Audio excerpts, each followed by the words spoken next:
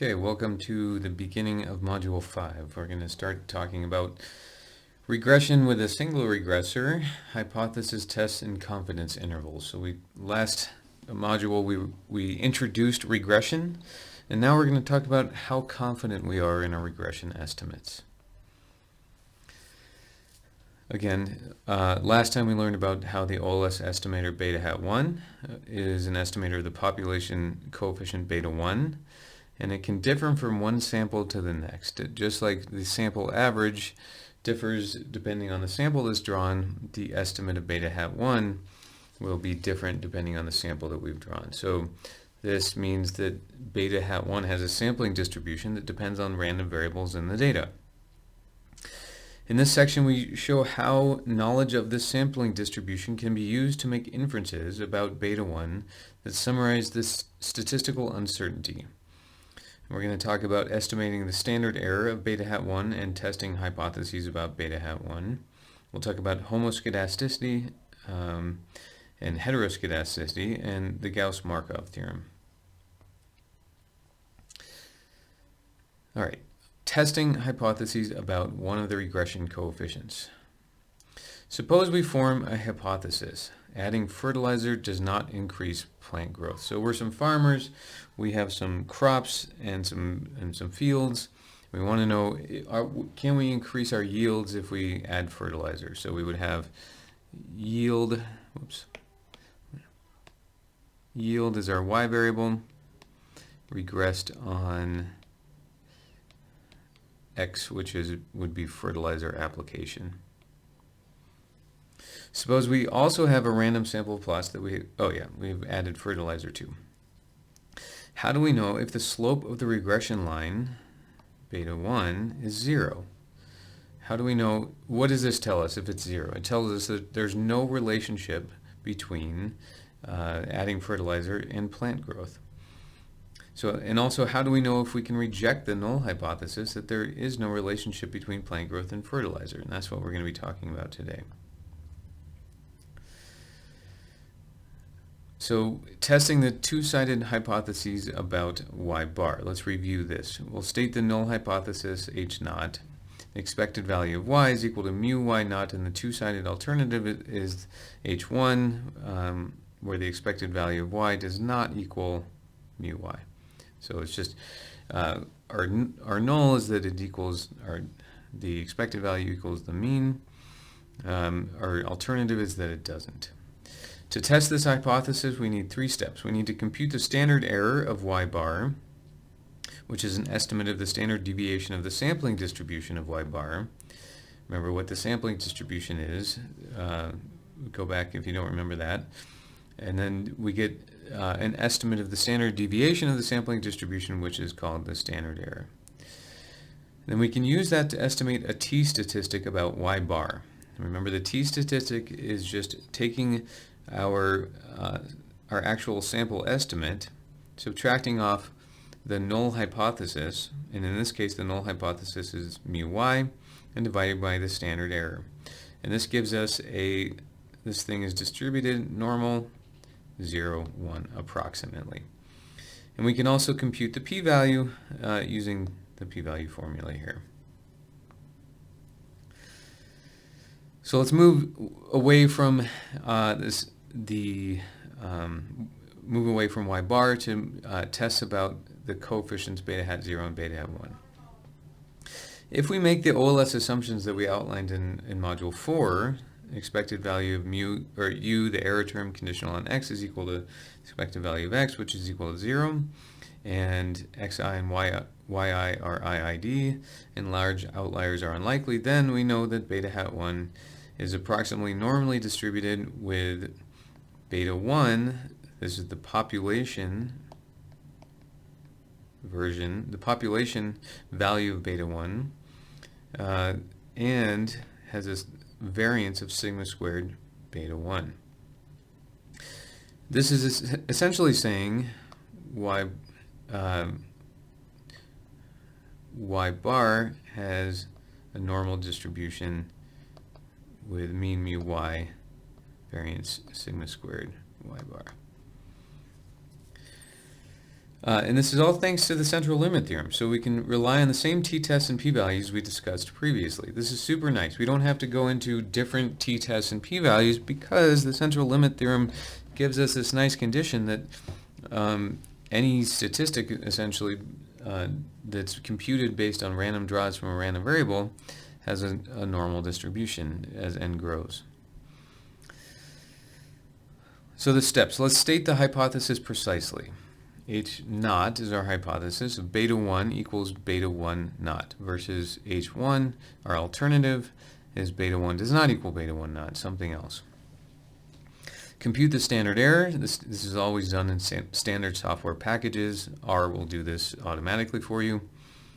And then the standard error is the square root of the variance of beta hat 1, where the variance of beta hat 1 is given here. The top, or the numerator, is the estimator of the variance between x and u, the error term, and the denominator is the estimator of the variance of x squared. Then you can use that information to compute the t-statistic about beta hat 1. So just like we did with y bar, we're going to take our estimate of beta hat 1, subtract off our null hypothesis, beta 1 naught, and divide by the standard error of beta hat 1. If the null is 0, which it often is, then this part cancels out and we're just left with beta hat 1 over the standard error of beta hat 1, which is really easy to compute given the output of the statistical packages. We can also compute the p-value. The p-value is the probability of observing a value of beta hat 1 at least as different or at least as far from beta 1 naught, our null hypothesis, as the estimate actually computed. So if we drew another sample, it would be what's the probability of getting an estimate of beta hat 1 at least as far from our null as the estimate actually computed, assuming that the null is true. And our formula is we're going to take the absolute value of the t-stat and take the negative of it because the z-tables are usually negatives. And this means go look it up on the z-table, and then we're going to multiply by 2 because we have a two-sided hypothesis. P-value and t-stat review. Suppose we compute a p-value of 5%. What does this mean? The answer, we can reject the null at the 5% significance level, or we're 95% confident. It means the probability of getting an estimate at least as far from the null, assuming the null is true, as the one we actually drew, is only 5%. Or 5% of the time we would get a similar estimate if the null is true. Or if we would be wrong only 5% of the time. Is this large or small? This is a subjective question, right? So there's no real way to say this is a large or small value. You have to make the case in every context. But typically, in most sciences, 95% is a fairly reasonable cutoff, or 5% significance. Alternatively, we can just compare the t-stat to a known critical value. So we can test at the 5% level. If we want to test at the 5% level, the critical value is 1.96. If you don't understand why that is, go back to the z-table and look up the mass to the left of 0.025 or 2.5%, or actually, sorry, the mass to the left of negative 1.96, which would be 0.025 or 2.5%. And since we're dealing with a two-sided hypothesis, then we have to multiply that by 2, which would give us 5%. Our rejection rule is we reject the null if the absolute value of the t-statistic is greater than 1.96. We reject, we should say, with 95% confidence. Let's do some examples. Okay, we have our test score and student-teacher ratio example, and this is, suppose this is the output if we ran a regression of test scores on student-teacher ratios. We get an estimate of beta hat 0 of 698.9 and an estimate of beta hat 1 of negative 2.28. Suppose the regression software provides the standard error of beta hat 1 and is equal to 0.52. We could write that here too. Oftentimes it's written underneath in parentheses. The null hypothesis is that there's no relationship between student-teacher ratios and test scores, meaning that beta 1 is 0. And we can test a null hypothesis that the intercept is also 0. The t-stat for beta hat 1 is just then going to be, we'll take the estimated value, plug it in for beta hat 1, which is negative 2.28, and we'll plug in our null hypothesis, which is 0, and divide by the standard error. And we get negative 4.38. Okay, so here's our t-stat, negative 4.38.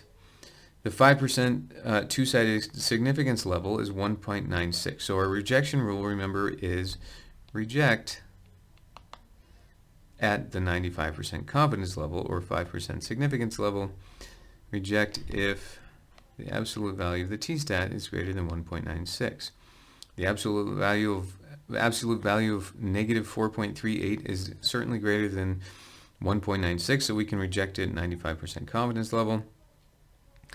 The 1% significance level would be reject if the absolute value of the t-stat is greater than 2.58.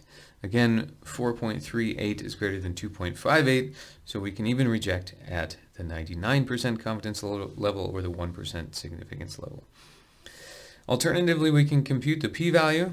The p-value is just going to be 2 times phi of negative absolute value of t-stat, which gives us this value here, 0.00001 or 0.001% significance. So we're really confident that we can reject our null hypothesis in this case.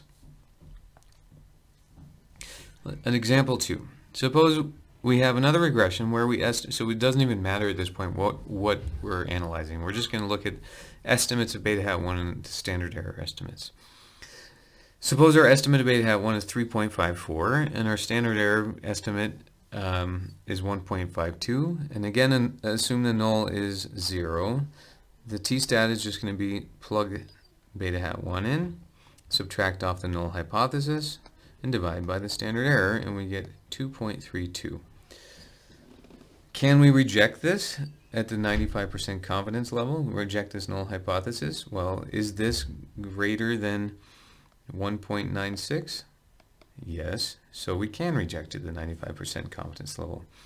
How confident are we? That's what the p-value gives us. So we'll take the t-stat, plug it into our p-value formula, and we get this value here, which says that we can reject our null hypothesis at the 2% significance level, or in other words, 98% confident.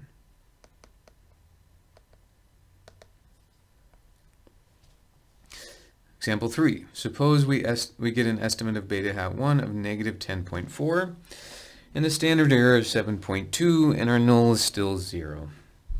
So we do the same thing. We'll plug the estimate of beta hat 1 into the t-stat formula. We'll subtract our null hypothesis, and then we'll divide by the standard error. In this case, we get negative 1.44. Now the question is the absolute value of this greater than 1.96? No, it's not. So we fail to reject our null hypothesis in this case at the 95% confidence level. How confident are we? Our p-value is 0.1498. So that means we could reject the null at the 14.98% significance level, which is not a lot of confidence. Example 4. Suppose we estimate beta hat 1 of 1.34 and a standard error of 0.56 with a null, in this case, a null of 1. So our null is no longer 0 here. So we'll take beta hat 1, we'll subtract off the null, and divide by the standard error. So now we're testing, is this, so really what this is doing,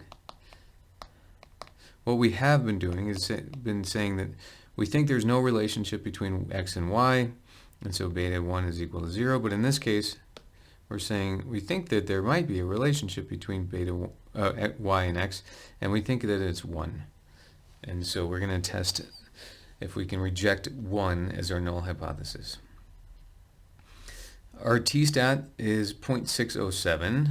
Is this greater than 1.96? No, so we fail to reject this null hypothesis. Estimated p-value, 0.5486. In other words, roughly 55% significance, which is not good at all. So we fail to reject this null hypothesis of 1 pretty strongly. Confidence intervals. Again, these are the set of points that cannot be rejected at the 5% significance level, or the set of values that contain the true parameter 95% of the time in repeated samples. Because the t-stat for beta 1 is normal with mean 0 and variance 1 in large samples, roughly, the construction of the 95% confidence interval for beta 1 is the same as the sample mean. So this is super nice. We don't have to learn anything new from what we already did. We can just apply the same formula for the confidence intervals. So the 95% confidence interval for beta 1, our population parameter, is 1.96 times the standard error. It should be plus or minus 1.96 times the standard error of beta hat 1. So it's beta hat 1 plus 1.96 times the standard error of beta hat 1, and beta hat 1 minus 1.96 times the standard error of beta hat 1. An example: the 95% confidence interval for beta hat 1 when beta hat 1 equals negative 2.28 and the standard error is 0.52. Okay, we just take the estimate, negative 2.28 plus or minus 1.96 times 0.52, and we get an interval of negative 3.3 to negative 1.96. The following two statements are equivalent for this confidence interval. 95% confidence interval does not include 0, meaning we can reject 0 with 95% confidence as being true. We reject that null hypothesis, or the hypothesis that beta 1 is equal to 0 is rejected at the 5% level. So the concise and conventional way to report regressions, this is how you will see regressions reported in your problem sets or in your tests. We put standard errors in parentheses below estimated coefficients to which they apply. So the coefficient beta hat 1 is negative 2.28 with a standard error of 0.52. Coefficient beta hat 0 is 698.9 with a standard error of 10.4. This expression gives a lot of information. It gives the estimated regression line, that's this whole part here. It gives the standard error of both betas, and it gives you the R squared and the standard error of regression. So there's a lot there. Let's summarize what we've done. The OLS estimates of beta hat 0 and beta hat 1 have approximately normal sampling distributions in large samples. That's super nice. That's given to us by the central limit theorem. That's super nice because it means that we can use all those same tools that we had from the previous lectures to estimate t-stats, p-values, and confidence intervals. Testing, we need to specify a null hypothesis against an alternative hypothesis. We have our t-stat formula here. The p-value is equal to the area under the standard normal outside t actual when n is large. It's the smallest significance level at which the null can be rejected based on the test statistic actually observed and assuming the null is true. The confidence intervals, we know these now. 95% confidence interval for beta 1 is given by this formula here. And this is the set of beta 1 that is not rejected at the 5% significance level.